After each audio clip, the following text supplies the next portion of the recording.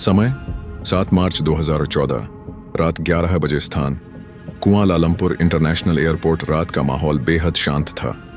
Airport की चमकदार लाइटों में 229 यात्री अपनी अपनी सीटों के लिए कतार में लगे थे। किसी को नहीं पता था यह उनकी आखिरी उड़ान होगी। पायलट कैप्टन झरी अहमद शाह और को पायलट फरीक अब्दुल हमीद, दोनों के चेहरे पर आत्मविश्वास था। बाहर बारिश की हल्की फुहारें पड़ रही थीं। रनवे पर मलेशिया एयरलाइंस की बोइंग 737 खड़ी थी। उसकी चमक मानो अंधेरे में किसी दैवी वस्तु की तरह झिलमिला रही थी। कंट्रोल टावर से आवाज आई, MH370, you are cleared for take off. और फिर विमान ने उड़ान भरी। समय था रात 12:41 AM। शुरुआती 40 मिनट तक सब कुछ सामान्य था। यात्री सो रहे थे, क्रू मेंबर सर्विस में व्यस्त थे। कैप्टन ने आखिरी बार रेडियो पर कहा, गुड नाइट मलेशियन 370। इसके बाद कनेक्शन कट गया। रडार स्क्रीन पर एक छोटी हरी बिंदी थी जो अचानक गायब हो गई। कुआलालंपुर कंट्रोल रूम में अफरा तफरी मच गई। रडार ब्लिप कहाँ गया? विमान की ट्रैकिंग बंद क्यों है? जवाब, कोई नहीं। रात के 2:40 बजे तक फ्लाइट को वियतनाम के हवाई क्षेत्र में पहुंचना था, लेकिन वहां कुछ नहीं आया। और फिर शुरू हुई दुनिया की सबसे रहस्यमयी खोज। अगले दिन वियतनामी नेवी, मलेशियाई एयरफोर्स और सैटेलाइट्स ने खोज शुरू की। समुद्र के नीले अंधकार में दर्जनों जहाज और हेलीकॉप्टर घूमते रहे, लेकिन कोई मलबा नहीं, कोई सिग्नल नहीं, कोई आवाज नहीं।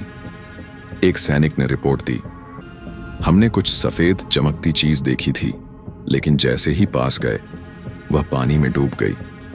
कुछ लोगों का कहना था कि उन्होंने समुद्र के ऊपर नीली रोशनी देखी जो कुछ सेकंड में गायब हो गई, लेकिन आधिकारिक तौर पर कोई सबूत नहीं मिला। बाद में कुछ तकनीकी विशेषज्ञों ने दावा किया कि विमान ने मुड़कर दक्षिण दिशा में उड़ान जारी रखी थी, लगभग 7 घंटे तक। कहाँ गया वह विमान?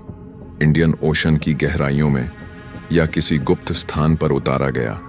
कुछ व्हिसल ब्लोअर्स ने दावा किया विमान ने एक अज्ञात मिलिट्री बेस पर लैंड किया था, लेकिन सभी यात्रियों को वहीं मार दिया गया।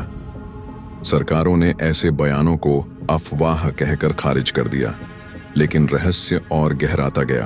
2015 में रेयूनियन द्वीप, अफ्रीका के पास से कुछ विमान के हिस्से मिले।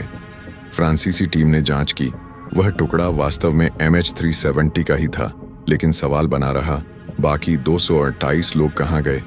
कुछ मछुआरों ने कहा, हमने रात को समुद्र से आवाजें सुनी, कोई मदद के लिए पुकार रहा था। ये आवाजें अक्सर मलेशियाई तटों पर रात में अब भी सुनी जाती हैं। कहा जाता है जिन परिवारों ने अपने प्रियजनों को खोया, उन्हें अक्सर फोन कॉल्स और मैसेज आने लगे, वी आर स्टिल हियर। ऐसा लिखा हुआ कई लोगों के मोबाइल पर दिखा, जो विमान लापता होने के बाद भी एक्टिव था। कुछ नंबर घंटों तक रिंग करते रहे जैसे फोन चालू हों, परंतु लोकेशन ट्रेस करने पर कोई जगह नहीं मिली। नहीं, आखिरी सिग्नल मिला दक्षिण हिंद महासागर से, जहां सैटेलाइट ने एक पिंग पकड़ा, लेकिन कोई विजुअल नहीं मिला। उस सिग्नल को सुनकर ऐसा लगा जैसे किसी ने हेल्प कहने की कोशिश की हो। कुछ विशेषज्ञों का दावा है कि विमान को किसी अलौकिक शक्ति या एरिया 51 जैसी जगह पर खींच लिया गया, जहां समय और दिशा का कोई अर्थ नहीं रहता। इंडियन ओशन के उस हिस्से को अब नाविक साइलेंट जोन कहते हैं। यहां कंपास घूम जाता है, सैटेलाइट सिग्नल बंद हो जाते हैं, और कहां जाता है वहां कोई और दरवाजा खुला है। कई गोताखोरों ने दावा किया कि जब वे गहराई में गए उन्हें एक विमान का साया दिखा, लेकिन जैसे ही पास पहुंचे वह धुएं की तरह गायब हो गया। 2018 में एक हैकर ने पुराना एयर ट्रैफिक डेटा डिकोड किया। उसे एक 8 सेकंड का रिकॉर्डिंग मिला जिसमें धीमी आवाज थी, they are watching us, we can't escape. यह रिकॉर्डिंग अब इंटरनेट से हटा दी गई है।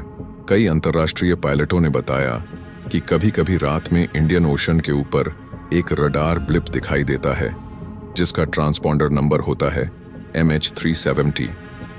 लेकिन जब कंट्रोल टावर संपर्क करता है, कोई जवाब नहीं आता।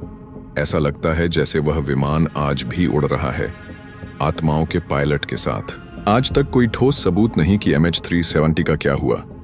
विज्ञान कहता है विमान समुद्र में गिर गया, पर जो लोग विश्वास करते हैं वे कहते हैं कि वो विमान आज भी आसमान में है, एक ऐसी डायमेंशन में जहां समय थम गया है।